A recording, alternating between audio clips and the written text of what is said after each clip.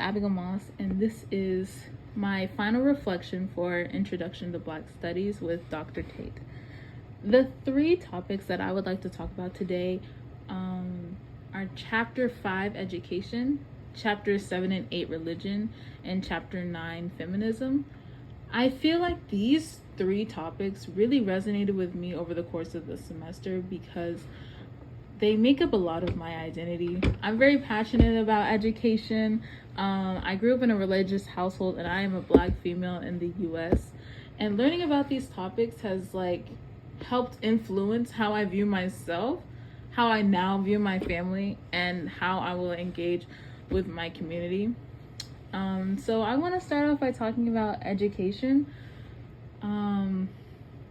Back in slavery, when African Americans weren't allowed to be educated, they weren't allowed to be literate, we could see a lot of this desperation come through when they finally were allowed to be educated with the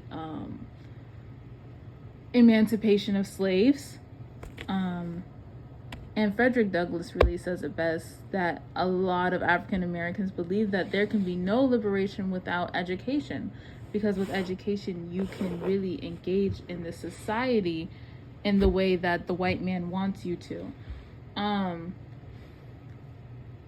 But on the other side of education, there's also not everyone went for the education thing, as we read about in chapter 5.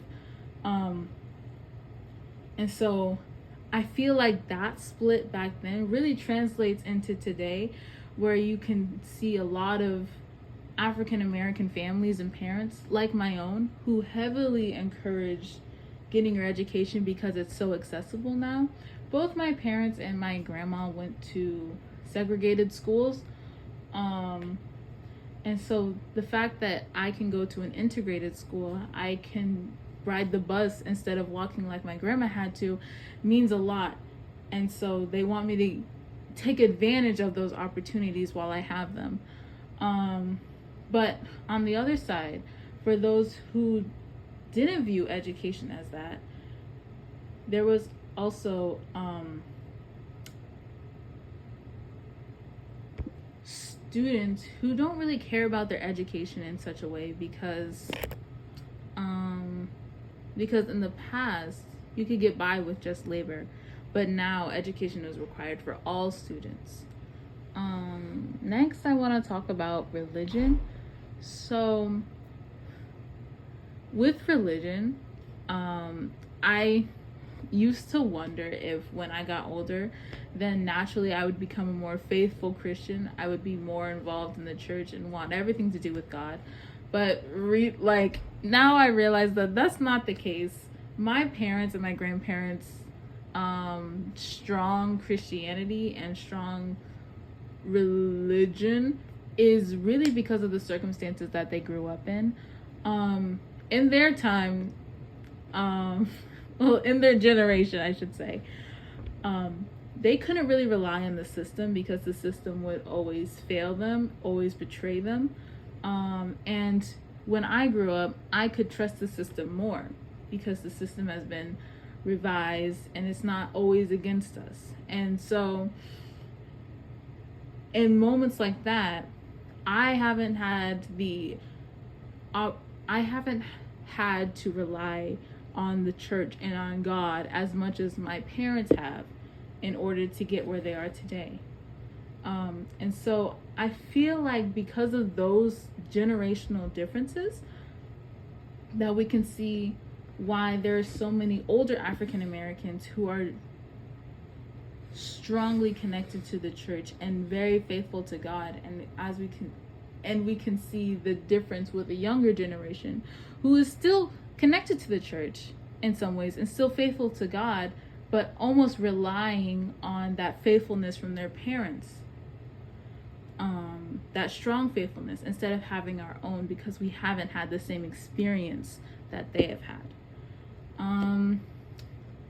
And then lastly, for feminism,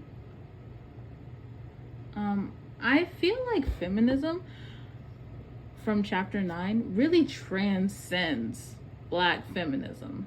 It really, the lesson of Intersectionality is really applied to everything because it's a combination of all your different identities mixed into one. And I feel like that's very beautiful. And I feel like today we really embrace our differences, and we really embrace that intersectionality of all the different parts that make up us.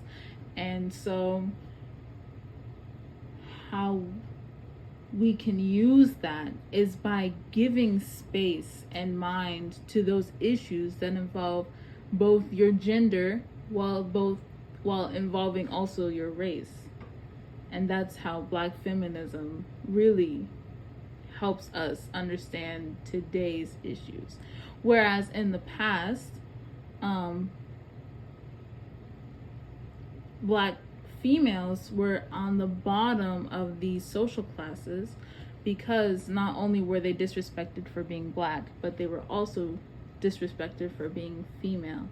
And so a lot of the struggles that they went through, a lot of the lessons that they had to learn, a lot of the strength that they bring to their community and their family while supporting them in their endeavors, knowing that their own struggles are being ignored, have helped raise the generations of today where we appreciate Black females, where we appreciate what they bring to the table. And not only Black females, but the lessons learned from appreciating those groups transcend just gender and race. They go into different areas like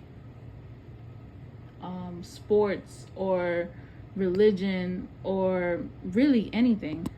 And so, yeah, the way that I might integrate these topics into my society is by when I have those conversations with maybe someone and we're talking about politics or something, and a lot of the policies put in place, like when they took away affirmative action or talked about it, I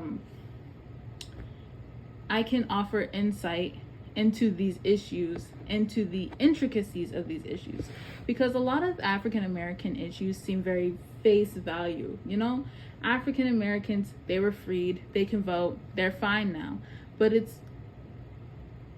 through these topics, I can explain how it's not as simple as African Americans are fine now because they're free. No, it's not just that, because they've had to struggle against education, and they still do. Their religion influences all these different parts of the community, and Black feminism influences the way that they trust people to see them for who they are. And so when I have those conversations with people, I can offer this insight to them so that they can further their knowledge of what issues we're really facing.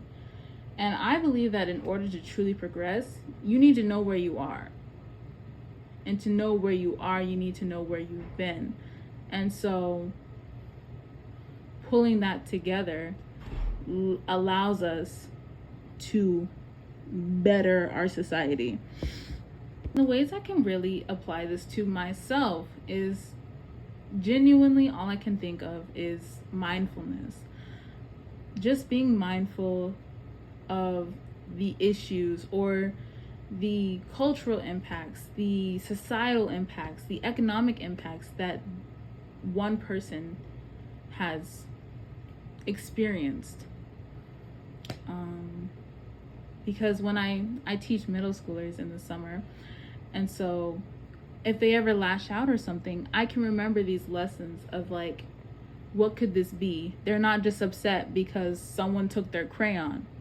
No, there's something beyond this, something going on in their community, something going on in their society.